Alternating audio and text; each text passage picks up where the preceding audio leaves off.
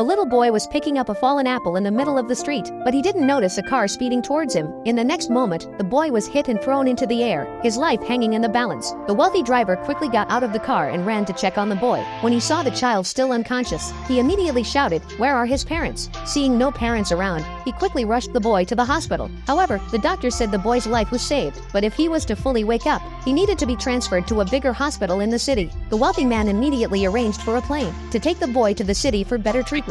Meanwhile, the boy's mother, who had been out buying a cake, came home to find her son was gone. She thought he had been kidnapped. The boy's father heard the news and rushed over, but no one had seen what had happened. For the next 20 years, the father traveled all over the country on his motorcycle, searching for his lost son. Everywhere he went, he marked the locations on a map, fearing he might miss any clue. The mother worked 8 jobs a day, just to earn enough money to support her husband's search. But one day, she was suddenly fired. She didn't understand why she was fired. After working so hard, her boss yelled at her, saying she kept asking customers if they'd seen her son, calling her bad luck. The boss thought the woman was hurting the business, so she fired her. Just when the woman felt hopeless after losing her job, her husband suddenly called. She tried to stay calm and transfer all her wages to him, hoping it would help with his search for their son. What she didn't know was that their son had been adopted by the wealthy man, and now he had become a billionaire CEO. One day, his adoptive father called him over, telling him he needed to inherit the family business, and that he must find his real parents. All he knew was that the boy's hometown was a small town. Meanwhile, the mother's older brother suddenly came to visit her, bringing what he thought was good news. The mother thought it was news about her son, but instead, he handed her a demolition notice. Once the house was demolished, they would finally get the compensation they deserved after all these years. But the mother wasn't happy at all. She feared that after the demolition,